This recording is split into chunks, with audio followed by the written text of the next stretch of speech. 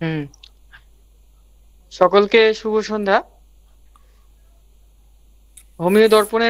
Homeo দর্পণ গ্রুপের পক্ষ থেকে 902তম ক্লাসে সকলকে স্বাগত জানাই। আজ 3রা জানুয়ারি 2025, শুক্রবার। আমাদের ক্লাসে আলোচনায় আসছেন শ্রদ্ধেয় ডাক্তার অমরনাথ চক্রবর্তী মহাশয়। স্যার আলোচনা করবেন রেপার্টারির 48তম পর্ব নিয়ে, মাইন্ড চ্যাপ্টার থেকে। কেন্টের রেপার্টারি পড়ানো হচ্ছে, পাশাপাশি কেশি দাস স্যারের রেপার্টারি নিয়ে আলোচনা হবে, রুব্রিক নিয়ে। তো আমি স্যারকে অনুরোধ করছি আলোচনা শুরু করার জন্য।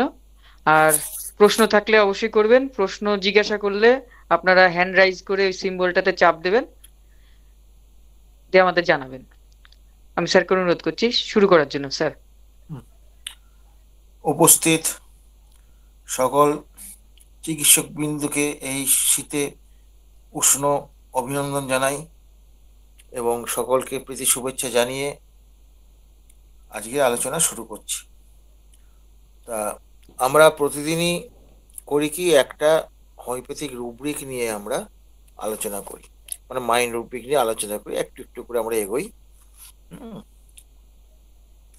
এই যে মাইন্ড রুব্রিক নিয়ে আলোচনা করি, এইটা করে তারপরে আমাদের স্যারের লেখা ইয়ে থেকে আমরা আসি, স্যারের লেখায় পরবর্তীকালে আসি। স্যার বলতে আমার যিনি শিক্ষাগুরু ডক্টর কেসি দাস, তার কাছে দীর্ঘদিন আমরা চেম্বারে বসে শিখেছি। এমনি শিখেছি, মানে ওই ইয়ে নয়, তত্ত্বগত নয়, একদম চেম্বারে বসে দেখেছি, শিখেছি, ফলাফল পর্যবেক্ষণ করেছি, করে শিখেছি। এখন এই ভাগ্য তো সবার হয় না, এটা মনে আমার জীবনে একটা অসাধারণ একটা অভিজ্ঞতা এবং ভাগ্যও বটে। এই ওই রকম একটা মানুষের সান্নিধ্য আমরা পেয়েছি। যাই হোক, আজকে যে আলোচনার বিষয়টা হচ্ছে চিয়ারফুল গে হ্যাপি। এইটা হচ্ছে রুব্রিক। একটা জিনিস মনে রাখতে হবে যে বর্তমান যুগে এই চিয়ারফুল ব্যাপারটাই তো মানুষের জীবন থেকে চলে গেছে, আনন্দ চলে গেছে, সবই তো কৃত্রিমতায় ভরে গেছে। মানুষ তো সন্তুষ্ট নয়, মানুষ সন্তুষ্ট নয়। মানুষ তার প্রতি মুহূর্তে তার, আমি প্রতিবেশীর কথা বাদই দিলাম, পরিবারের লোকেদের মধ্যেও তো সম্পর্ক ভালো নেই। সম্পর্ক ভালো না থাকলে তাহলে কি করে সে হাসি খুশি থাকবে? কারণ এই পৃথিবীতে, এই যে পৃথিবী আমরা দেখতে পাচ্ছি, একটা, এই ধরুন পৃথিবী যেমন ধরুন আলো, আলো ধরুন, আলো কিন্তু আপনাকে আমাকে কৃপণ ভাবে দেবেন না। আলো কিন্তু সবাইকে সমানভাবে কিন্তু পৃথিবী দেয়। আপনি একটা মাঠের মধ্যে দাঁড়ান, সবাই সমান আলো পাবেন। বৃষ্টি হলে সবাই সমান বৃষ্টি পাবেন। এখানে ভাগাভাগি নেই। ভাগাভাগি গন্ডগোল তো আমরা করেছি, তো প্রকৃতি আমাদের সব করে নাই, আমরা করেছি। এবং করার পক্ষে আমরা বিভিন্ন যুক্তিও খাড়া করি, বিভিন্ন যুক্তি আছে, যুক্তির অভাব নেই আমাদের। তো ফলে ব্যাপারটা হচ্ছে যে সাধারণ আমাদের জীবন থেকে এটা প্রায় চলে গেছে, কিন্তু নেই তো তা তো নয়। কারণ পৃথিবীতে কোনো জিনিসই সম্পূর্ণ ফুরিয়ে যাবে না, কোনো না কোনো ভাবে সে থাকবে। এটা হচ্ছে প্রকৃতির নিয়ম। প্রকৃতিকে আমরা যতই ধ্বংস করি, প্রকৃতি তার কিছু বৈশিষ্ট্য বজায় রাখবেই এবং প্রতিশোধ নেবে। গন্ডগোল গোলার প্রতিশোধ প্রকৃতিতে নেবেই নেবে। প্রকৃতি তো আমাদের থেকে ছোট নয়, আমাদের থেকে অনেক বড়। তিনি আমাদের লালন পালন করছেন, তিনি আমাদের সৃষ্টি করেছেন বিভিন্নভাবে। সেই পথ শেষে আমরা চলছি, চলতে বাধ্য হচ্ছি, কারণ তার নিয়ম ভঙ্গ করলে ভুগতে হবে। তাহলে দেখুন, এই যে চিয়ারফুল গে হ্যাপি, একটু মানেগুলো একটু দেখি। আসলে ব্যাপার হচ্ছে কি, এগুলো খুব কাছাকাছি সম্পর্ক, মানে ওই আনন্দ প্রকাশেরই বিভিন্ন ভাগ আর কি। হ্যাঁ, এখানে ব্যাপারটা হচ্ছে চিয়ারফুল মানে কি, ডিকশনারি এগুলো যদি একটু খোঁজা যায়, সেটা চিয়ারফুল মানে কি বলা হচ্ছে, আমি চিয়ারফুল গে আর হ্যাপি তিনটেকেই তো মানে কেন্ট ধরতে বলেছেন একই রুব্রিকের আন্ডারে। আসলে ব্যাপারটা হচ্ছে কি, ভেতরে যে ইমোশনটা, যেটা আবেগটা, যেটা এই আবেগটা মূল কথা। ভাষা, ভাষাটা এবার দেখুন কি কি ভাষা এখানে পাওয়া যাচ্ছে ডিকশনারি থেকে। চেয়ারফুলে পাওয়া যাচ্ছে আনন্দদায়ক, প্রফুল্ল, হাসি খুশি, উৎফুল্ল, হর্ষোৎফুল্ল, প্রসন্ন। এই কটা চেয়ারফুলে পাওয়া গেল। এবার গেতে হচ্ছে কি, কিছু কিছু এর মধ্যে রিপিট করছেন, এবং গেতে, যে, যে জায়গাটা পাওয়া যাচ্ছে ওই একই, দেখুন রঙ্গপ্রিয়, আমুদে, এবং আমি যেটাকে বলি মজাদার লোক, মজাদার এরকম পেশেন্ট পাওয়া যায়? মজাদার, প্রচন্ড প্রাণ চঞ্চল, এটা পাচ্ছি। হ্যাপি, তৃপ্ত, হ্যাপি মানে তৃপ্ত বা সুখী, সুখীও ব্যাকেটে দেওয়া আছে, আনন্দিত। মূল কথাটা হচ্ছে ইমোশন অফ, কি বলবো, ইমোশন অফ, কি বলবো, আনন্দদায়ক তো, ঠিক ইংলিশটা মাথায় আসছে না এই মুহূর্তে। এটা একটা আবেগ, আনন্দদায়ক একটা আবেগ একটা, এই আনন্দদায়ক আবেগটা বিভিন্নভাবে হচ্ছে, এই আমরা দেখতে পাচ্ছি। এটার সঙ্গে ব্যাকেটে মিথ দেখতে বলেছেন কেন্ট। আমি মিথ, আমি ঢুকবো না বেশি। মিথ কিন্তু ব্যাপারটা এইরকমই, এইরকমই, দুটোর মধ্যে একটা পার্থক্য আছে। মিথ্যে হচ্ছে হই হুল্লোড়টা বেশি, হই হুল্লোড়টা বেশি, সেখানে দেখানোর একটা প্রবণতা আছে, দেখানো হই হুল্লোড়। দেখবেন হই হুল্লোড়কে দেখতে পাবেন যখন, বিশেষ করে এইটা দেখতে পাবেন কোথায় না, যখন ওই দেখবেন কোনো ইয়ে হচ্ছে, কোনো পুজোর ইয়ে হচ্ছে, অনুষ্ঠান হচ্ছে, বা ধরুন অনেকে বিয়ে বাড়িতে ইয়েতে হচ্ছে, সেখানে দেখতে পাবেন যে সেই মানে উদ্দাম উদ্দাম নৃত্য, এবং কে কাকে কতটা দেখাতে পারে। দেখবেন নাচছে 5 জন 10 জন, তার মধ্যে সবাই কিন্তু দেখাতে চাইছে আমি শ্রেষ্ঠ, আমি শ্রেষ্ঠ, এরকম একটা দেখাতে চাইছে। মানুষের মধ্যে ইগো গুলো তো থাকেই। হ্যাঁ, তাতে তার কি হলো না হলো জানি না, ব্যাপার হচ্ছে সে এটা দেখাবে। এবং যাদের মধ্যে রুচিশীল মানুষ যারা আছেন, হুম, যারা রুচিশীল মানুষ আছে তাদের কাছে এটা খুব ভালো লাগবে না। তারা কি করবে, রুচিশীল মানুষের সংখ্যা কমে গেছে তো। হ্যাঁ, এরা কি করবে, তাদের উপায় নেই, সরে যেতে হবে, বলতে গেলে অশান্তি হবে। এই হচ্ছে ব্যাপারটা, এই হচ্ছে হই হুল্লোড় করে। দেখবেন হই হুল্লোড়ের ব্যাপার, রাস্তাঘাটে দেখবেন একটা তার প্রিয় টিম জিতেছে, প্রিয় দল জিতেছে, ওরে বাবারে, সে রাস্তাঘাট সব বন্ধ করে দিয়ে ইয়ে করে হই হুল্লোড় মাতামাতি, এত কেলেঙ্কারি অবস্থা। That is myth. তার মানে কি, এটা ডিগ্রির একটা তফাৎ আছে। এবং যতটা আমার, যেটুকু আমি পেয়েছি তাতে আমার এই মুহূর্তে মনে হচ্ছে এই মিথ্যের মধ্যে সাইকোসিসের প্রবণতা, সরার সঙ্গে, অ্যাক্টিভ সরার সঙ্গে সাইকোসিসের মিশে। কারণ আনন্দ, এই যে ইমোশন গুলো যেগুলো আনন্দদায়ক, বা এটাকে সেন্সিটাইজিং ইমোশন বলে, বা এটাই ভুলে গেছিলাম আমি, সেন্সিটাইজিং ইমোশন, সংবেদনশীল ইমোশন। এই যে সেন্সিটাইজিং ইমোশন, এটা ডেফিনেটলি সোরা, অ্যাক্টিভ সোরাকে ইন্ডিকেট করছে, অ্যাক্টিভ সোরাকে ইন্ডিকেট করছে। এইবার ব্যাপার হচ্ছে কি, যে ওই চেয়ারফুলের ক্ষেত্রে কি হচ্ছে না, আনকন্ট্রোলেবল, আনকন্ট্রোলেবল মানে কন্ট্রোল সে করতে পারছে না। খুব সাধারণ একটা ঘটনা ঘটেছে, খুব সাধারণ একটা ঘটেছে, তাতে হাসি, সবাই একটু একটু হাসছে, ঠিকই আছে, অসুবিধা কিছু নেই। কেউ কেউ হাসতে হাসতে ফেটে পড়লো একদম, এত হাসি, সে হাসিকে কন্ট্রোল করতে পারছে না। তা এই যে এইবার দেখা গেল যে এই যে গান, গান গাওয়া নিয়ে ব্যাপার হচ্ছে, গান গান সে গান গাইছে, তার মধ্যেও সে কিন্তু ওই গান গেয়েই চলেছে, গেয়েই চলেছে, এরকম একটা ব্যাপার আছে। হ্যাঁ, আবার কেউ আবার দেখা যায় আনন্দ প্রকাশ করে লাফিয়ে লাফিয়ে আনন্দ প্রকাশ করছে, সেই লাফানোর এত দরকার কিছু ছিল না। খুব সাধারণ ঘটনা একটা ঘটেছে, আনন্দদায়ক ঘটনা ঘটেছে, কারো একটা বিয়ের হয়তো দেখা গেল একটা ভালো পাত্রের সঙ্গে তার যোগাযোগ হয়েছে, এবার সেই বাড়ির ছেলেরা সবাই খুব আনন্দিত হবে, কিন্তু কোনো একটি ছেলে বা মেয়ে দেখা গেল সে আনন্দে উঠোনের মধ্যে লাফাতে শুরু করে দিল। এই যে লাফাতে শুরু করে দিল, দ্যাট ইজ দ্য চেয়ারফুল।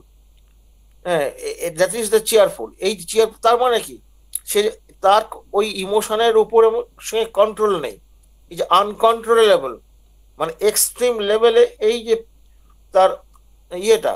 এবং লক্ষ্য করে দেখা যাচ্ছে এখানে ইম্পালসিভও বটে, সে ওইটা শুনলো, শোনার পর অন্য লোকেরা ওটা যে আনন্দ ইয়ে করছে, হাসি খুশি করছে, মজা করছে, হয়তো একটু খোঁচাখুচি করলো হাত দিয়ে, আহ, কেউ একটু হাসলো, এইরকম। সে তা করছে না, সে গিয়ে ওরকম নাচতে শুরু করবে, এই করে নাচতে শুরু করবে। তার মানে এই যে নাচতে শুরু করে, এই যে দেখুন সে ওইখান থেকে গিয়ে নাচতে শুরু, that is also impulsive in nature. আমি জাস্ট মায়াজমের, নিঃস্ব মায়াজমের জায়গাগুলো আমি বোঝাতে চেষ্টা করছি। হ্যাঁ, এইগুলো বুঝলে পরবর্তীকালে সেকেন্ড প্রেসক্রিপশনে আপনারা খুব একটা আটকাবেন না। কিন্তু সেকেন্ড প্রেসক্রিপশন, আমি এই মায়াজমের যে ভ্যারিয়েশন গুলো, হাসি তো অনেক রকম হাসি হয়, কোন হাসিটার সঙ্গে কি মিশে আছে, সিম্পল সোডা কোথায় কোথায়, সিম্পল সোডার সঙ্গে আমার ইয়ে মিশে আছে, সোডার সঙ্গে সিপিলিস মিশে আছে, কোথায় সাইকোসিস মিশে আছে, এগুলো যদি না বোঝেন তাহলে হোমিওপ্যাথি করা না করা সমান। যদিও এইভাবেই চলছে বর্তমান বাজারে, সেটাই চলছে। না বুঝলে রোগী বেশি হয়, কারণ রুগীগুলো তো সারে না। রোগীগুলো তো ভালো থাকে, এই পর্যন্তই, তাতে ভালো ব্যবসা হয়। কিন্তু ঘটনা যেটা হচ্ছে যে এই সারানো রোগী আরোগ্যের একদম হ্যানিম্যান যেভাবে বলেছে সেইভাবে আরোগ্যের যে আনন্দ বা মেরিটোরিয়াস স্যাটিসফ্যাকশন, আমি মানিটোরিয়াসের কথা আমি বলছি না। মানিটোরিয়াস আমাদের শিক্ষকদের কাছে যা শিখেছি, ডক্টর কেশি দাস বলুন বা আমাদের তপন কাঞ্জিলাল বলুন, তারা কোনোদিন মানির কথাটা ভাবেন নাই। তারা মানি রোজগার করেনি তা তো নয়, মানি তো রোজগার করেছেন। কথা হচ্ছে তাদের কাছে সবচেয়ে বড় কথাটাই হচ্ছে হোমিওপ্যাথির প্রিন্সিপাল এবং অ্যাকর্ডিং টু অর্গানন। তারপর এই যে আমরা শিক্ষাটা যেটা পেয়েছি, সেই শিক্ষার মধ্যে একটা আনন্দ, আলাদা তৃপ্তি আছে, আনন্দ আছে। এবং আমরা যখন অন্তর থেকে এই আনন্দটা পাবো, সেই তৃপ্তি আমাদের মনটাকে ভরিয়ে দেবে। সেই তৃপ্তির ফসল আমাদের পরিবারে ছড়িয়ে পড়বে, আমরাও শান্তিতে থাকবো। মানুষকে ঠকিয়ে পৃথিবীতে কেউ কখনো, ঠকিয়ে মেরে কেউ কখনো সুখে থাকে না। কারণ যাদের ঠকানো হয় তারাও পাল্টা ব্যবস্থা নেবে। আরে এই ডাক্তারটা এরকম কসাই, এই লোকটা অমুক অমুক তমুক, তার ধারে কাছে কেউ যাবে না। ফলে ব্যাপার হচ্ছে আমি পার পেয়ে গেলাম, তার মানে আমি পার পেয়ে যাবো তা নয়, কিন্তু প্রকৃতির প্রতিশোধ নেবেই। প্রকৃতির নিয়মটাই হচ্ছে মিলেমিশে চলো। তাই যদি না হতো, প্রকৃতিতে এত পরস্পর শত্রু অনেক কিছুই আছে, তা সত্ত্বেও প্রকৃতি কিন্তু টিকে আছে, তারাও টিকে আছে। যদি আমরা হস্তক্ষেপ না করি, অথবা আমাদের মতো মানুষরা যদি হস্তক্ষেপ না করে, তার প্রকৃতি টিকে থাকবে। এবং যাকে প্রকৃতি মনে করবে রাখবো না, প্রকৃতি তাকে ধ্বংস করে দেবে। সেটা প্রকৃতির বিষয়, সেটা আমাদের বিষয় না। তাহলে আমরা কাউকে ধ্বংস করার কথা ভাবতে পারি না, ভাবা উচিত নয় আমাদের, সেটা সবচেয়ে অনুচিত ভাবনা। তাহলে ব্যাপারটা হচ্ছে কি, এই যে চেয়ারফুল গে, তাহলে এইখান থেকে আমি কি পাচ্ছি, ভালো করে খেয়াল করে দেখুন। আমি যে উদাহরণটা দিয়েছি, যে ওই যে বলা একটা ধরুন বাড়িতে আপনার বোনের বিয়ে ঠিক হয়েছে, আমি একটা সহজ উদাহরণ দিয়েছি একদম। এইটা আমি দেখতে পেলে, ধরুন মাঠে খেলা হচ্ছে, মাঠে ধরুন খেলা হচ্ছে, মাঠে খেলা হচ্ছে, তার মেয়ে কি তার ছেলে ফার্স্ট হয়ে গেছে। তা ফার্স্ট হলে সে তো আনন্দ হবেই, আনন্দ হওয়াটা তো স্বাভাবিক। তার মায়ের কি তার বাবার আনন্দ হওয়া স্বাভাবিক। কিন্তু সে যদি হঠাৎ লাফাতে শুরু করে দেয়, সবাই চারিদিকে ইয়ে করবে। এইবার পার্থক্যগুলো বলুন, এইখানে একটু পার্থক্য হচ্ছে। এখানে দেখুন, এখানে চেয়ারফুল হবে, কখন এটা মিথ্য হয়ে যাবে, এই লাফানোটাই মিথ্য হয়ে যাবে কখন, ওই লাফানোর মধ্যে বিভিন্ন অঙ্গভঙ্গি করে যখন দৃষ্টি আকর্ষণ করবে, দেখো আমি নাচছি, তখন ওটা মিথ্য হয়ে যাবে। পার্থক্যটা আমি বোঝাতে পেরেছি আশা করি। এই যে সূক্ষ্ম সূক্ষ্ম শেডগুলো, এইগুলোর মধ্যে কত তৃপ্তি আছে, কত মজা আছে। প্রেসক্রিপশন আপনি ধরতে পারেন, শুধু তাই নয়, প্রেসক্রিপশন করার পর যখন অনেক সময় হেরিং ল বলুন বা কেন্টের অবজারভেশন বলুন বা যেই চ্যানেলের অবজারভেশন বলি, এই অবজারভেশন সবসময় কিন্তু সঙ্গে সঙ্গে দেয় না, পরে দেয়। বা এমন আজকাল কমপ্লিকেটেড যুগে বিভিন্ন রকম উল্টো পাল্টা সিমটম দেখা দেবে। তবুও কিন্তু আপনি যদি এই সূক্ষ্ম সূক্ষ্ম সেটগুলো বোঝেন, তাহলে পেশেন্টের আপনি কিছুদিন পরেই বুঝতে পারবেন যে তার পরিবর্তন হয়েছে কোথায়। ওই পরিবর্তনটা হলে পরে আপনি যদি বেশি ইনস্টিটিউটের পরিবর্তন দেখতে পান, তাই ধরে ফেলুন। যেমন ধরুন এই নাচের ব্যাপারটা, আচ্ছা এরকম, আচ্ছা ও এখন আগেতে সময় সেই লাফিয়ে নাচতে শুরু করলো, হাসতে শুরু করলো, নাচা দিয়ে বলছি, একটা দিয়ে বলছি, এরকম কিছু আনন্দ পেলে নাচতে শুরু, লাফিয়ে লাফিয়ে নাচতে শুরু করতো। হুম, এই ব্যাপারগুলো এখন কতটা কি আছে, অঙ্গভঙ্গি করে নাচতে বলে না, আজকাল আর অঙ্গভঙ্গি করে নাচে না। আর নাচটাও যেন আগের থেকে যেন একটু যেন কমই নাচছে মনে হচ্ছে, বা নাচের মধ্যে বেশিক্ষণ করছে না। হুম, কোনো সময় নাচতে গিয়েও আবার পিছিয়ে আসছে। হ্যাঁ, নাচতে গেল একবার দু নেচে আবার পিছিয়ে আসবে, না না ভালো লাগছে না, ভালো লাগছে না, তার মানে কি তার রিজন গিফটেড মাইন্ডটা ডেভেলপ করতে শুরু করেছে। এই যে ফলো আপে দেখা, রিজন গিফটেড মাইন্ডটা ডেভেলপ করতে শুরু করেছে। হুম, এই এই দেখাগুলো হচ্ছে খুব বোঝার বিষয়। এইগুলো দেখতে আপনি ধরে ফেলতে পারবেন। যেমন ধরুন আমি একটা কথা আপনাকে বলছি, একটা পেশেন্টকে দেওয়া হয়েছিল, নাইট্রিক অ্যাসিড দেওয়া হয়েছিল, অনেকদিন আগের কথা বলছি। নাইট্রিক অ্যাসিড দেওয়া হয়েছিল, তার মানে কি সে, মানে যার প্রতি তার ঘৃণা আসবে, সে যতই তাকে করুক, সে কিছুতেই সে তাকে গ্রহণ করতে পারবে না। এবং এই ব্যাপারটা তার হচ্ছে বাপেরও ছিল, তার ঠাকুরদারও ছিল। তারা বুঝতে পারছেন যে এই বংশ পরম্পরা সম্পত্তি কেমন পেয়েছে। এই পেশেন্টটা যখন দেয়া হলো, একটা হায়ার পলিসি যখন দেয়া হলো, উন্নতি হচ্ছে, কিন্তু ব্যাপার হচ্ছে উন্নতি, তার সিমটম উন্নতি হচ্ছে, কিন্তু মানুষটা তো উন্নতি না হলে তো ওই উন্নতির কোনো মানেই হয় না, অর্থই হয় না। তারপরে যখন কয়েক মাস বাদে যখন আমি জিজ্ঞেস করছি, হ্যাঁ এর মধ্যে কারোর সঙ্গে কোনো ঝামেলা বা এটি কিছু হয়েছে, তখন বলছে যে, তখন ওর মা বলছে হ্যাঁ ঝামেলা একটু হয়েছে, কিন্তু ও 2-3-4 দিন ওর সঙ্গে আর কথা বলেনি। তা আবার এখন টুকটাক কথা বলছে। আমি বলি, আগে তাহলে কি করতো বাবা, ও কথা কিছুতেই বলবে না, 6 মাস 8 মাস 1 বছর পর্যন্ত ওর কথা নেই, আমরা বলে বলে বলে বলে রাজি করাই, এরকম একটা ব্যাপার ছিল না, তবু তো বলেছে। তাহলে এই এই এই এই যে পার্থক্যটা, এই যে শেডের পার্থক্যটা, ঘৃণাটা এসছে, ঝগড়া করেছে, কিন্তু ব্যাপার হচ্ছে ওই যে একটু কমে গেছে, তার ডিউরেশনটা কমে গেছে।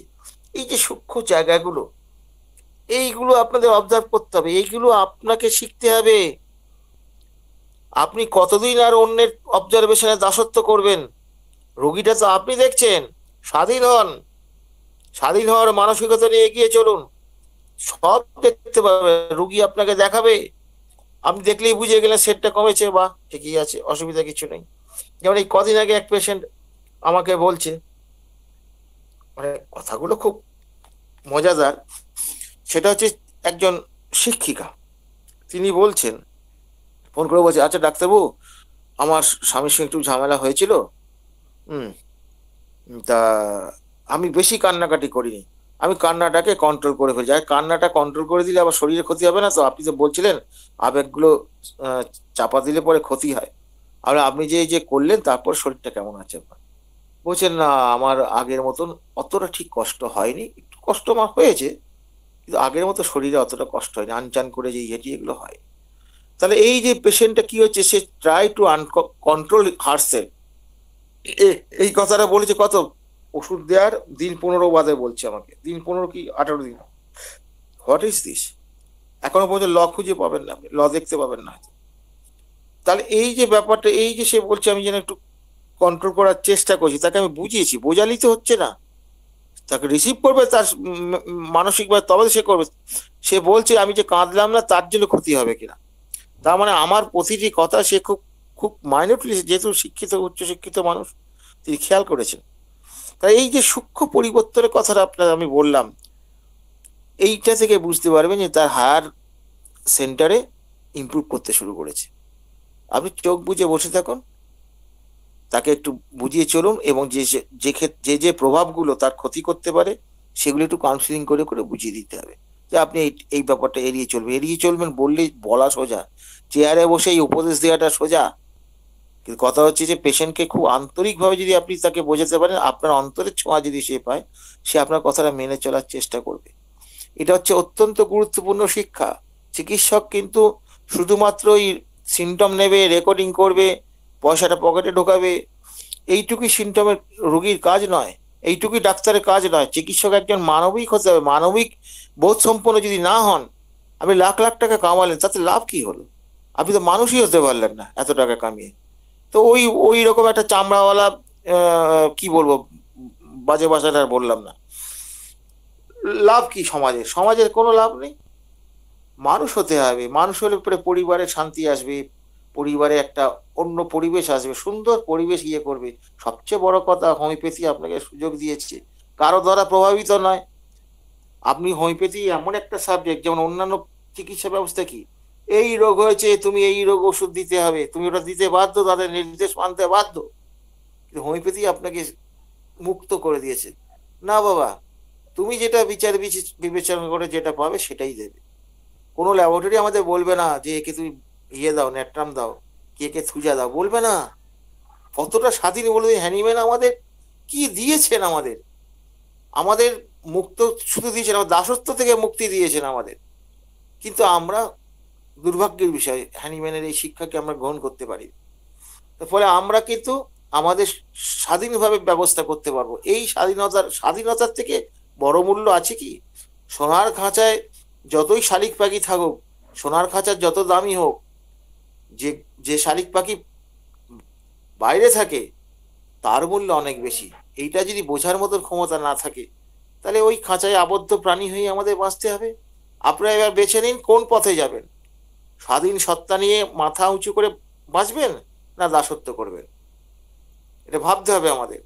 এবং হোমিওপ্যাথি ডাক্তাররা যদি, চিকিৎসকরা যদি প্রত্যেক রুগীকে আন্তরিকভাবে চেষ্টা করে, তার প্রতিটি কথা শোনার বোঝার চেষ্টা করে, রোগী আপনাকে শেখাবে, রোগী হচ্ছে জ্যান্ত মেডিকা, রোগী হচ্ছে জ্যান্ত ফলো আপ শেখাবে আপনাকে। আপনাকে রোগীটা চিনতে হবে, যেটা আমি আমি সিকনেস নিয়ে আলোচনা করেছি তো এর আগে। আপনারা ওই ভিডিওগুলো দেখুন, শুনুন, বুঝতে পারবেন তখন। রোগী আপনাকে পথ দেখাবে, শুধু আপনি আন্তরিকভাবে চেষ্টা করুন, চেষ্টা করলে ধরতে পারবেন, নাহলে ধরতে পারবেন না। এই অন্তরে ছোঁয়াটা ভীষণ দরকার, এই অন্তরে ছোঁয়া আসলে মনোযোগটাও বাড়ে, এই মনোযোগ বাড়লে রোগীগুলো কিন্তু ভালোর দিকে এগিয়ে যাবে। তা আজকে আমি কিন্তু এই চেয়ারফুল গে হ্যাপি নিয়ে আমি এইটুকুই বললাম।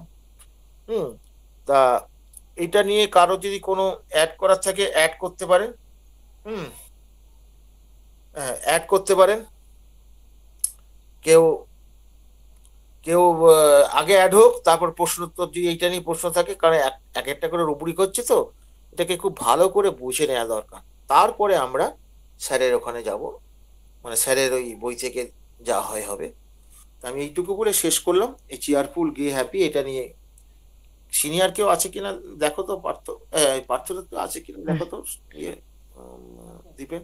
হ্যাঁ স্যার, পার্থ স্যার সবে মাত্র ঢুকেছেন। ও তাহলে তো বলতে পারবে না, শোনে নাই। দেখো আর কেউ যদি থাকে ভালো, নাহলে কেউ যদি বলতে চায় নিজের ইচ্ছা বলুক না। আচ্ছা, কেউ কেউ যদি অ্যাড করতে চান করুন। এই যে যেটা নিয়ে আলোচনা হলো, চেয়ারফুল গে হ্যাপিনেস হ্যাপি, এটা নিয়ে যদি কেউ অ্যাড করতে চাই, কারো যদি কোনো কিছু বলার থাকে বলুন।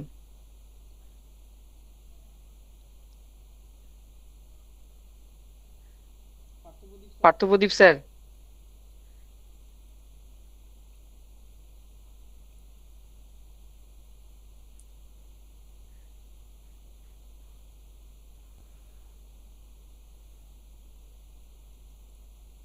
আচ্ছা স্যার,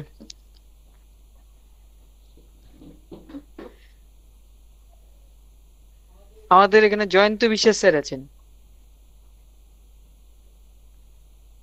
স্যার যদি কিছু বলেন এই চেয়ারফুল গে হ্যাপিনেস সম্পর্কে যতটুকু আলোচনা হলো, কিছু যদি অ্যাড করতে চান স্যার। হ্যাঁ স্যার, আমি এইমাত্র ঢুকলাম। আচ্ছা আমার স্যার, ক্লাস, হ্যাঁ, শোনা হয়নি ক্লাসটা।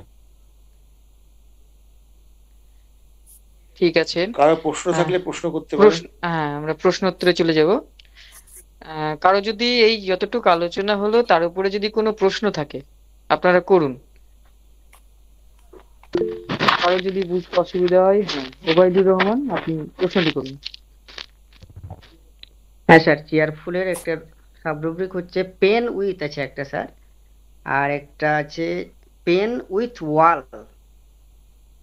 এটার মধ্যে কি আমি আমি তো পার্থক্য? সাব রুব্রিক গুলো দেখিনি, আমি মেন রুব্রিক গুলোই ইয়ে করি। সাব রুব্রিক করতে গেলে তো বিপদে পড়ে যাব, হ্যাঁ স্যার, দেখিনি এটা, সেটা দেখছি। অনেকগুলো আছে, চেয়ারফুলের আন্ডারে থাকতে অনেকগুলো পারে, রুব্রিক আছে।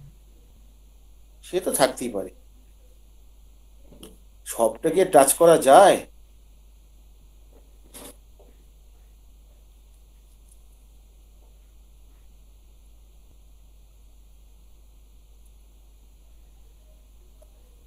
আচ্ছা, যদি যতটুকু আলোচনা হলো কারো কি কোনো বুঝতে অসুবিধা হয়েছে তাহলে আপনারা জানান। আর চেয়ারফুলের আন্ডারে কি আছে? একটা আছে ও sir pen. Alternating with pen, alternating তো হতেই পারে। আচ্ছা আচ্ছা। অল্টারনেটিং তো, অল্টারনেটিং মানে তো অন্য। চেয়ারফুল হওয়ার পর তারপরে কি আসবে, তার পেন আসবে, পেন চলে গেলে আবার চেয়ারফুলনেস আসবে, এই তো ব্যাপারটা। অল্টারনেটিং আছে তো, ওটা দেখেননি? পরিষ্কার হয়েছে? হ্যাঁ স্যার, ঠিক আছে। আর একটা আছে স্যার পেন অল্টারনেটিভ উইথ দেখুন, ওয়াল। অল্টারনেটিভ কথাটা আছে, অল্টারনেটিভ হ্যাঁ হ্যাঁ, আন্ডার, তাই অল্টারনেট। ভাবলাম আপনি বলেছেন। আর আমার কিরকম একটা অস্বস্তি লাগছে আমার, কিরকম হলো ব্যাপারটা, এরকম লাগছে কেন?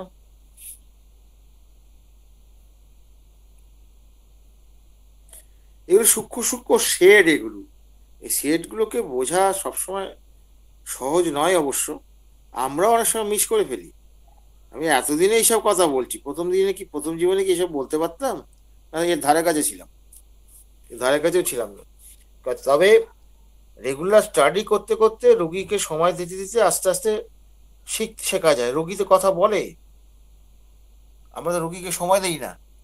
কিভাবে পয়সাটা পকেটে ঢোকাবো সেই কৌশলগুলো শিখি বিভিন্ন জায়গায়।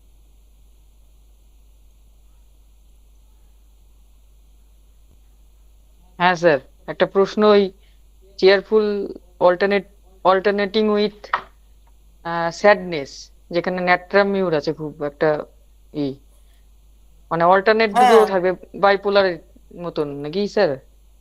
এটা এটা হ্যাঁ, এটা তো কিছুটা তো বাইপোলারিটি বটেই, কিন্তু ব্যাপার হচ্ছে যে এখন বাইপোলারিটির মতোই তো লাগছে এটা। একদিকে চেয়ারফুলনেস, এই দিক দিয়ে স্যাডনেস। হ্যাঁ, অবশ্যই বাইপোলারিটির মতন, কারণ দুটো তো দু রকম মায়াজামের আন্ডারে চলে যাচ্ছে। কিন্তু এখানে ব্যাপারটা হচ্ছে কোথায়, যে ন্যাট্রামিউর পেশেন্টের মধ্যে দুঃখ যেমন থাকে, আবার সেই দুঃখ ভুলে সে হাসি খুশিও থাকতে পারে। এই যে অল্টারনেট করতে থাকে, কখনো সে কিছুদিন হচ্ছে ওইটা নিয়ে ভুগছে, কখনো হচ্ছে এখানে, কখনো সে চেয়ারফুলনেস চলছে। এই যে অল্টারনেট করছে, অল্টারনেটটা আজকে এখন হাসলো, তারপরক্ষণে সে দুঃখিত হয়ে গেল, এরকম ব্যাপারটা তো নয় আসলে। সেই জন্য এটাকে বাইপোলারিটি বলা একটু অসুবিধা আছে। তবুও বাইপোলারিটি কথাটা খুব খারাপ হবে না এখানে, খুব খারাপ ভাবে তুমি বলো না এই কথাটা। বাইপোলারিটি যে ইয়েটা, যেটা ইন্ডিকেশনটা, যেটা সেটার দিক দিয়ে তুমি ঠিকই বলেছো, এটা পেলে খুব ভালো হয়। বুঝতে পেরেছো? হ্যাঁ হ্যালো। স্যার, বোঝা গেছে স্যার। আরেকটা ব্যাপার কি জানো তো, মেন্টাল সিমটম গুলো বহু ক্ষেত্রেই তুমি দেখবে সোরার বিপরীত হচ্ছে সিপিলিস। বহু ক্ষেত্রে সোরার যে প্রকাশগুলো আছে তার বিপরীত হচ্ছে সিপিলিস। এটা খুব মজার জায়গা। এইবার যদি একই পেশেন্টের মধ্যে এই দুটো যদি বর্তমান থাকে, বা ছোটবেলায় ওই রকম ছিল এখন এরকম হয়ে গেছে, দ্যাট ইজ অলসো বাইপোলারিটি। এই বাইপোলারিটি গুলো ধরতে পারা খুব মুশকিল। ধরতে পারলে কিন্তু খেলা দেখানো যাবে। আর বাইপোলারিটি কিন্তু তুমি ওই ইয়ে দিয়ে, রেপার্টারি রুব্রিক দিয়ে অঙ্ক কষতে পারবে না। সিমটম ধরে ওর অঙ্ক এটা হচ্ছে একটা ক্যারেক্টারিস্টিক একটা বিশেষ বৈশিষ্ট্য। এই বিশেষ বৈশিষ্ট্যগুলো তো ব্যাপার, যেমন তোমার ফিক্সড আইডিয়া, এটা একটা বিশেষ বৈশিষ্ট্য। হ্যাঁ, ডান দিকে শালিক পাখি হলে আমার এই হয়, বাঁ দিকে শালিক পাখি হলে এই হয়। এই গল্প তো বলে। আমাদের মধ্যে এরকম প্রেজুডিস অনেক কিছু আছে। সেই প্রেজুডিস গুলো, মানে অনেক ধরনের প্রেজুডিস আছে। এগুলো তুমি একটু কথা বললে পেশেন্টের সঙ্গে বুঝতে পারবে প্রেজুডিসের মূল জায়গাটা কোথায়, যেখানে যুক্তি নেই। বা আমার বাপ ঠাকুরদা বলে গেছে কি, আমার ওই বইয়েতে বলা আছে, আমি ওটাকে মানি, আমি ওইটা করছি। তার পেছনে কোনো সে যুক্তি দিতে পারবে না বা লজিক দিতে পারবে না। হ্যানিম্যান কি বলেছে, সুস্থ মনের মানুষের পরিচয়টা কেমন হবে? পরিচয়টা হবে সে রিজন গিফটেড হবে। অ্যানিম্যান তো এই একটা কথা দিয়ে মেরে দিয়েছে গোটা পৃথিবীর ফিলোসফিকে। গোটা ফিলোসফি, পুরো গোটা পৃথিবীর ফিলোসফি থেকে একদম তছনছ করে দিয়েছেন একটা ওয়ার্ডে।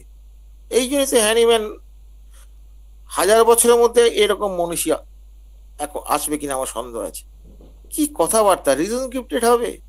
আর সে কি করবে না, তার এই লাইফটাকে, তার এই যে হেলদি ইনস্ট্রুমেন্ট, মানে দেহটা, দেহ মন দুটো মিলিয়ে বলছি আমি, হেলদি ইনস্ট্রুমেন্টটা কি করবে, মানব কল্যাণে, for the higher purpose of life. এই দুটো জায়গা ধরলেই তো বোঝা যাবে কে মানুষ, কোনটা কেমন মানুষ। গোটা পৃথিবীর দিকে তাকাও, বুঝতে পারে হ্যানিম্যান এই দুটো ওয়ার্ডেই গোটা পৃথিবীর ফিলোসফিটার 12টা বাজিয়ে দিয়েছে।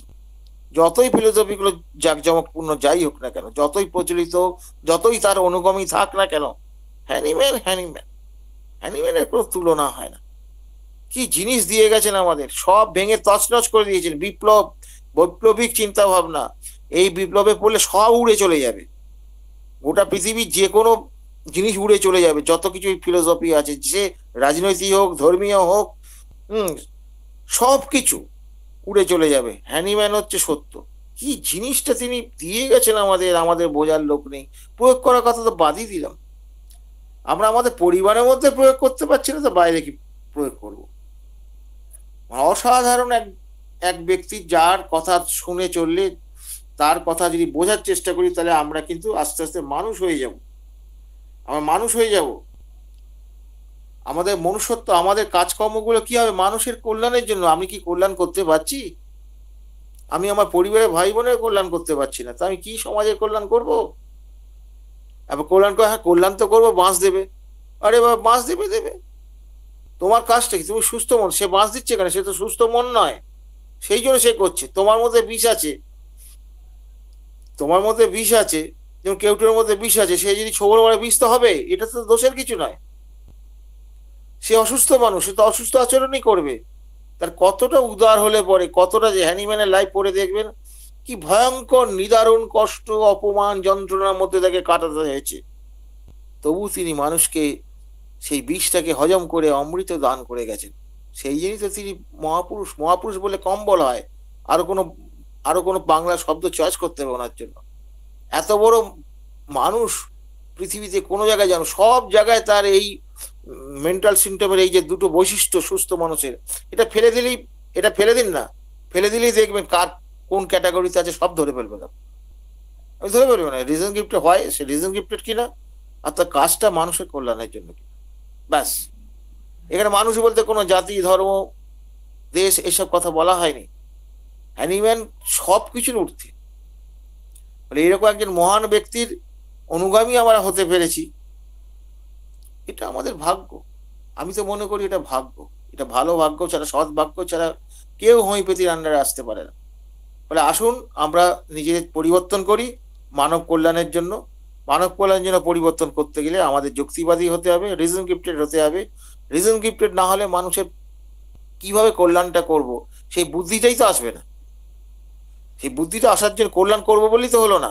কল্যাণ মানে সেই যদি বাঁদরের কল্যাণের গল্প যদি বলি, এক রাজার একটা গল্প আছে, বুঝলেন তো। রাজা কাউকে বিশ্বাস করতো না, সেই জন্য সে কি করলো না, এক বাঁদরকে সে ট্রেনিং ফেনিং দিয়ে ইয়ে করলো। হ্যাঁ, পশুরা জানেন তো অত্যন্ত ইয়ে হয়, কি বলে, প্রভুভক্ত হয়। এইবার কি হচ্ছে, একটা মাছি কোথা থেকে এসে ওই রাজার ঘুমিয়ে আছে, এখানে বসছে ওখানে বসছে, সে কি করছে, মাছিটাকে তাড়াবার চেষ্টা করছে, কিছুতেই মাছিটার ইয়ে হচ্ছে না। তারপর মাছিটা নাকের উপর বসে যখন, তারপর ঠোঁটের উপর যে বসে, তখন রাগ, হ্যাঁ মহারাজার ঠোঁটের উপর পড়েছে, এত বড় সাহস, মানে তরবারি দিয়ে সে মাছিটাকে ঠোঁটের উপর মেরেছে, রাজা ওখানে মরে গেল। তার এই যে ব্যাপারটা কি হলো, এই যে ইয়ে, এই যে বাঁদরটি, তার কিন্তু মহৎ উদ্দেশ্য ছিল রাজাকে বাঁচাবে, মহৎ উদ্দেশ্য তো ছিল, কিন্তু সে রিজন গিফটেড নয়, যুক্তিবাদী নয়। যুক্তিবাদী হলে পরে সেই মুখের উপর কি ধারালো তরল চালাতেই পারবে না সে। এই হচ্ছে ব্যাপারটা, এইখান থেকে বোঝা গেছে তার বুদ্ধি আছে কিনা। তাহলে বুঝতে পেরেছেন যে এইরকম ঘটনা ঘটবে যদি আমরা যুক্তিবাদী না হই। মানে যুক্তি আপনাকে ইয়ে করবে, নির্দেশ দেবে যে এইটা আমার করা উচিত। এই যুক্তির মধ্যে বিবেকও কিন্তু ঢুকে যাবে। বিবেক কিন্তু সবচেয়ে কন্ট্রোলার, যুক্তির কন্ট্রোলার হচ্ছে বিবেক। বিবেক বলবেন তুমি এটা, হ্যাঁ এটাই ইয়ে, এটা এইভাবে করা উচিত।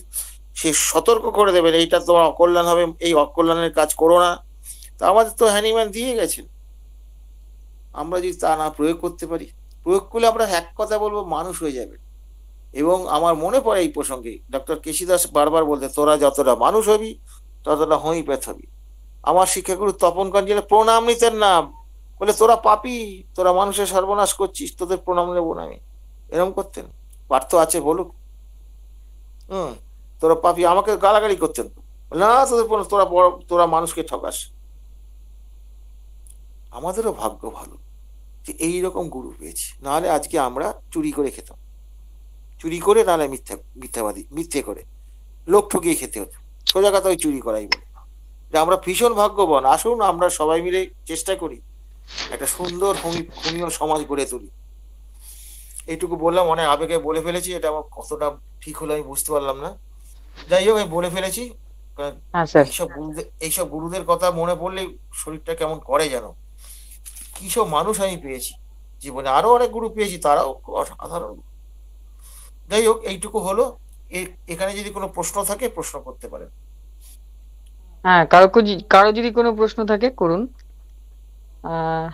আমাদের মাঝে এক স্যারকে পেয়েছি, আব্দুল্লাহ রহিম স্যার। আব্দুল্লাহ রহিম স্যার, আপনি যদি কিছু বলেন। না হ্যাঁ না স্যার, স্যার, স্যারের আলোচনা শুনতেছি স্যার। ঠিক আছে স্যার। আচ্ছা, আমরা তাহলে স্যার পরবর্তী ক্ষেত্রে এগিয়ে যাই, দ্বিতীয় পার্টে স্যার।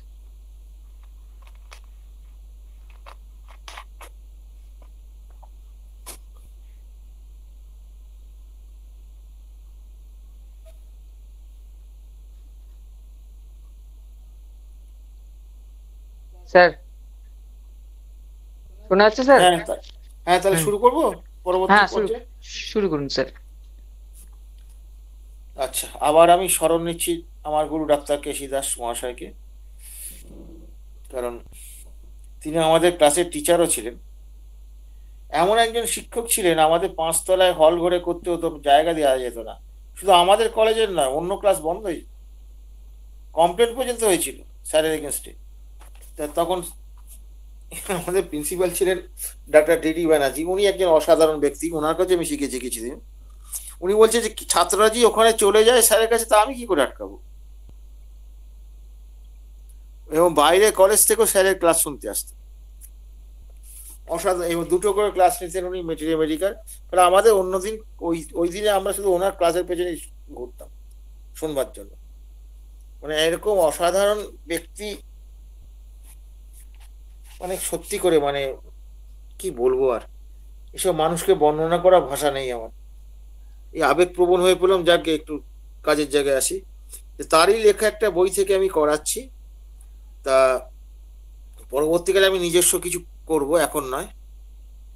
হ্যাঁ, এখন নয়, আপাতত শুরু করছি। তিনি বলছেন, তার একটা লেখা পড়ছি। এবার মূল জায়গায় ঢুকে পড়লাম। কারোর জন্য কোনো আকর্ষণ নেই আমার,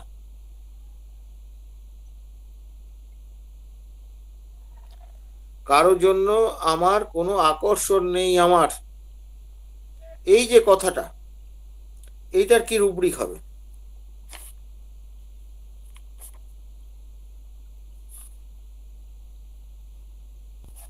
কেউ বলুন, যে কেউ একজন বললে হবে। অনেকেই আছেন উপস্থিত, আপনারা বলুন কি হতে পারে। এটা কি স্যার ইনডিফারেন্স নেওয়া যায় কিনা স্যার? কে বলছেন? আমি ডাক্তার আলমগীর স্যার। হ্যাঁ, ইনডিফারেন্স। আর কি, আর কি বললেন? ইনডিফারেন্সই স্যার, এটাই বলছি স্যার। হ্যাঁ, ওখানে আপনার রুব্রিক আছে না, ওখানে রেফারি আছে না আপনার কাছে?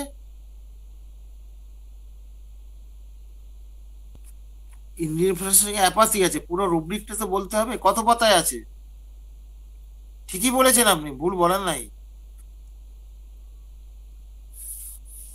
কত পাতা?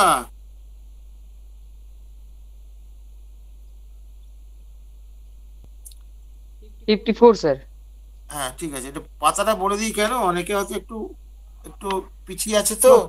54 পাতা স্যার। আর ওই হ্যাঁ 54 পাতা স্যার, 54। হ্যাঁ, ঠিক আছে ঠিক আছে, একটু পাতাটা বলে দেবেন, কারণ সবাই তো সমান নয়, আপনার মতো না, অনেকে তো পিছিয়ে আছে। সেই ছেলেগুলো তো টেনে তুলতে হবে রে বাবা, সেই ছেলেগুলো তো টেনে তুলতে হবে। তারাও যাতে ওই পাতাটা 54 পাতা লিখে রাখলে তখন খুঁজে দেখবে ও এই বলেছিল। এবার আগ্রহ এসে গেলে পরে তখন তো নিজেই দৌড়বে, তখন তো আমাকে আর দরকার হবে না। আমি চাইছি সেই জায়গাটা তৈরি হোক। এবার দেখবেন এই যে ইন্ডিফারেন্স, দেখবেন আপনি এই সিপিআর যদি আপনি কেন যদি পড়েন, সিপিআর তে কিভাবে সিপিআর পেশেন্টটা তৈরি হলো, এর এই এই এই আমি জাস্ট উদাহরণ দিচ্ছি। এই কেনকে পড়ুন, এই পাশাপাশি এই একদিন পড়ুন, গিয়ে কেন পড়লেই বুঝতে পারবেন। সিপিআর পেশেন্ট প্রথমে কিন্তু এইরকম ইন্ডিফারেন্স ছিল না। দেখবেন সে স্বামী আসলে পরে তাকে চা করে দিত, ইয়ে করে দিত, ছেলে মেয়েরা আসলে তাকে এই খাবার দিত, ওই করতো, অমুক করতো, এরকম ছিল সে। তারপর একটা কোনো একটা উত্তেজক কারণে আস্তে আস্তে ধীরে ধীরে এই জায়গাগুলোতে সে সরে গেল। তার মানে এই নয় যে সে ভালোবাসে, ভালোবাসাটা তখন হাইড হয়ে গেল। দ্যাট ইজ সাইকোসিস। দ্যাট ইজ সাইকোসিস। এই যে নেচার, এই যে নেচারটা, এই নেচারটা একটু যদি বোঝেন আপনি, তাহলে রুগী চিনতে আপনার অসুবিধা হবে না। শুধুমাত্র ওই ইয়ে পাছাটা ছেলেদের মতো দেখতে সিপিআর এইরকম দেখে চিনতে গেলে হবে না। ওগুলো আছে, মিলে গেলে ভালো, অসুবিধা কিছু নেই। অসুবিধা কিছু নেই, ওটা তো আছে। হুম। এখন ব্যাপারে আমাদের ড্রাগ পুবিং এর সময় কি ওটা আমার যতদূর মনে হয় ওটা হচ্ছে ক্লিনিক্যাল সিনড্রোম। কেন বলছি ড্রাগ প্রুফের সময় বাচ্চা ছোট হয়ে যাবে, ছেলেদের মতো হয়ে যাবে, এরকম তো হয় না, এত পরিবর্তন তো হয় না। আমরা ইয়ের মধ্যে মেটেরিয়াল দেখি এবারে ক্যান্সারে ব্যবহার করা হচ্ছে, একটা রোগী ক্যান্সারের কথা উল্লেখ করা আছে, তার মানে কি ওই ওষুধটা কি ক্যান্সার ডেভেলপ করা পর্যন্ত কি প্রুভিং হয়েছে? আদৌ হয়নি। ফলে এই ক্লিনিক্যাল জায়গাগুলো বুঝতে হবে, কোনটা ক্লিনিক্যাল, কোনটা হচ্ছে পরীক্ষা করে পাওয়া গেছে, এইগুলো কিন্তু আমাদের বই পড়ার সময় আমাদের বুঝে নিতে হবে। এবং কেন্টের মধ্যে দেখবেন ক্লিনিক্যালও আছে, তার অবজারভেশন গুলো আছে, অবজারভেশনের কোয়ালিটি গুলো কিভাবে অবজার্ভ করতে হবে, এই জায়গাগুলো কেন্ট কিন্তু একদম মূল্যবানভাবে দিয়ে গেছেন। সেইটা বুঝতে পারলে আমরা রোগীগুলোকে খুব ভালো সহজে অবজার্ভ করতে পারবো। অবজার্ভ করার ব্যাপার তো হোমিওপ্যাথি তো ল্যাবরেটরিতে সৃষ্টি হয়নি, হোমিওপ্যাথিতে ল্যাবরেটরি সৃষ্টি হয়নি এই ডাটা পেলাম এই ওষুধ দেবো, এইভাবে তো হয় নাই। এটা ড্রাগ প্রুভিং করে, ড্রাগ প্রুভিং এ তো অবজারভেশনের উপর নির্ভরশীল। আপনি ওষুধ দেওয়ার পর কোন দিকে যাচ্ছে, ভালো না মন্দ দিকে, সেটাও অবজারভেশনের উপর নির্ভরশীল। আপনি তাহলে দেখা যাচ্ছে কি যে এই যে ইনডিফারেন্স যেটা, তাহলে এটা আকর্ষণ নেই। বলছি এখন দিন রাত কাঁদি, এখন দিন রাত কাঁদি, এটা কোথায় পাবো? এখন দিন রাত কাঁদি, কাঁদি মানে কান্না করি আর কি, সোজা কথা।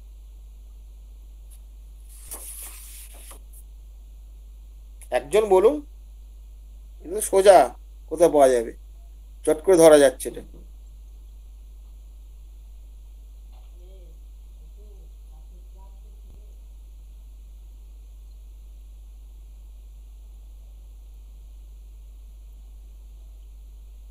হ্যালো,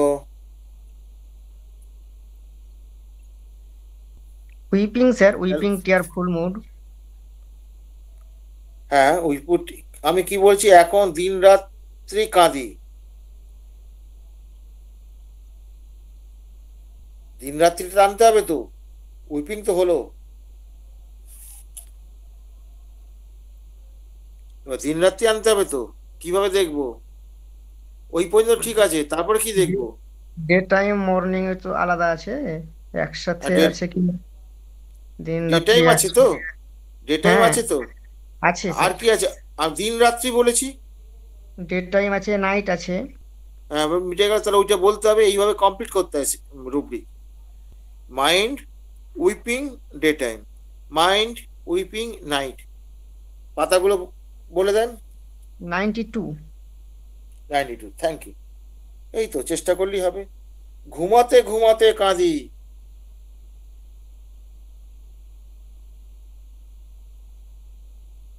ঘুমাতে ঘুমাতে কাঁদি, মানে ঘুমন্ত অবস্থায় কান্না যাকে বলে আর কি।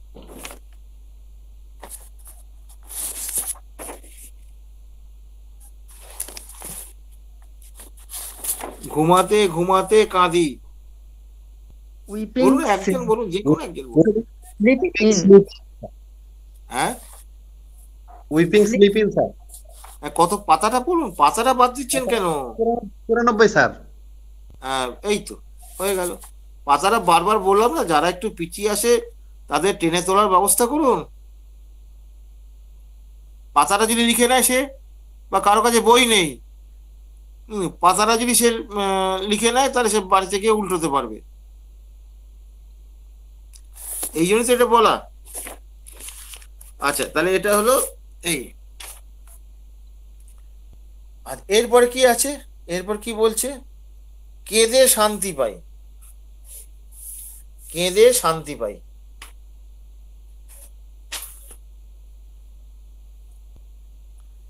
মানে কান্না করলে শান্তি পাই।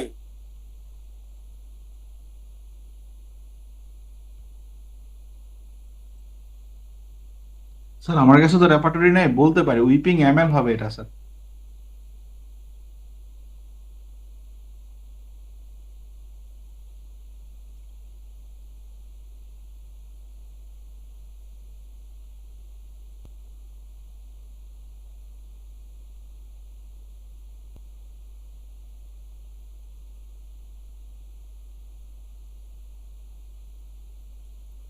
স্যার আনমিউট হয়ে গেছেন।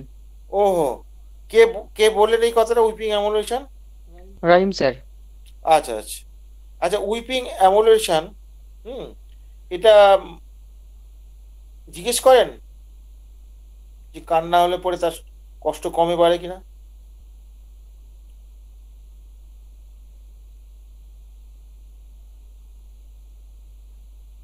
এটাকে জিজ্ঞেস করেন?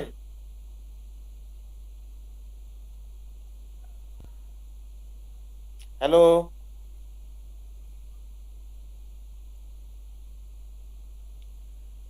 এটা কি কেউ জিজ্ঞেস করেন? না স্যার, জিজ্ঞেস করি না। এটা ভুল, জিজ্ঞেস না করাটা। অনেকেই দেখবেন জিজ্ঞেস কান্না হলে পরে আমার কষ্ট কমে যায়। অনেকেই বলে মাথা যন্ত্রণা আমার একটু কান্না হলে কমে যায়, কি আমার কষ্ট কমে যায়। আবার কেউ বলে যে কান্না হলে পরে আমার মাথা যন্ত্রণা বেড়ে যায়, একথাও বলে। এইবার দেখুন, ধরুন একটা মাথা যন্ত্রণার পেশেন্ট আপনার কাছে এসছে, তীব্র মাথা যন্ত্রণায় বহুদিন ভুগছে, আপনি তাকে সিলেকশন করেছেন মেডিসিন, করার পর সে কি বলছে, কিছুদিন পরে বলছে হ্যাঁ মাথা ব্যথা হয়েছিল, তা তা মাথা ব্যথায় তো আপনি কান্নাকাটি করতেন, এবার কি করেছেন? না কেঁদেছি, তাতে কি হলো?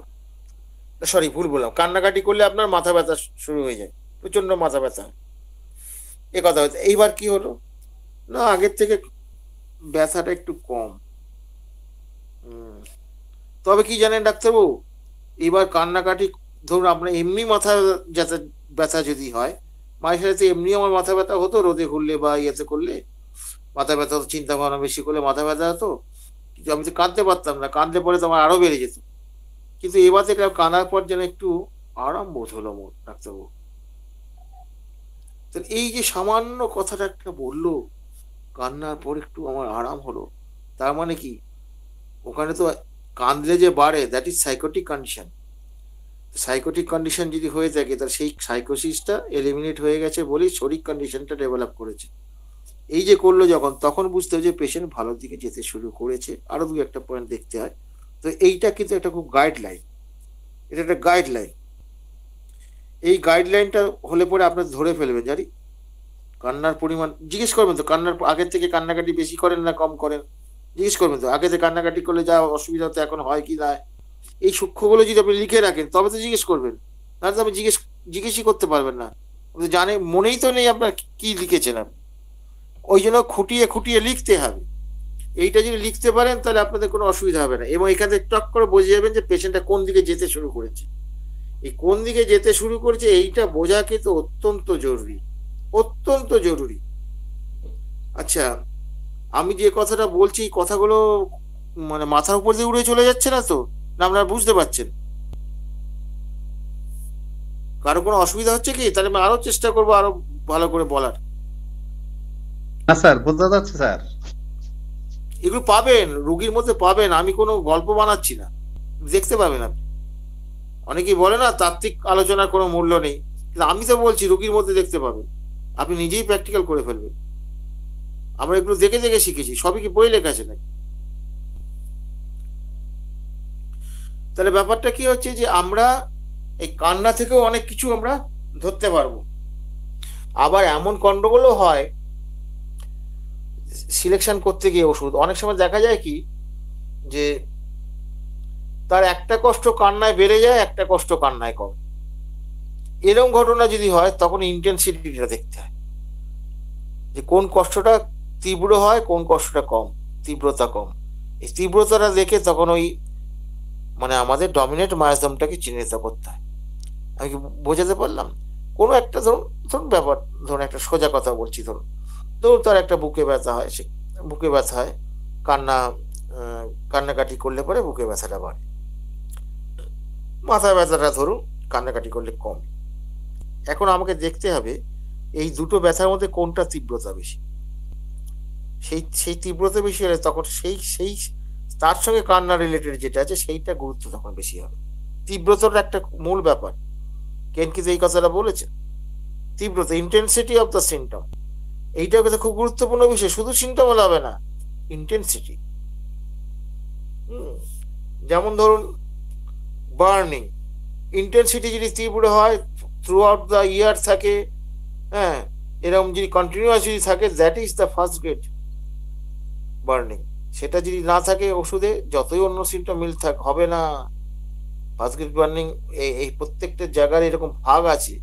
এই ছোট্ট ছোট একটা ইন্টেন্সিটি দিয়ে বোঝা যায়, মানে ইন্টেন্সিটিটা বোঝা অত্যন্ত জরুরি সর্বক্ষেত্রেই। না বুঝলে কিন্তু প্রেসক্রিপশনে গন্ডগোল হবে। তাহলে কান্না নিয়ে আজকে অনেক কিছুই হলো। হুম, আর এগোতে চাইছি না, অনেক রাত হয়ে গেছে, শীতকাল, প্রচন্ড ঠান্ডা পড়েছে। এইটুকুর মধ্যে কারো কোনো প্রশ্ন করার আছে কি? আচ্ছা, প্রশ্ন থাকলে করুন। যতটুকু আলোচনা হলো আজকের বিষয় নিয়ে।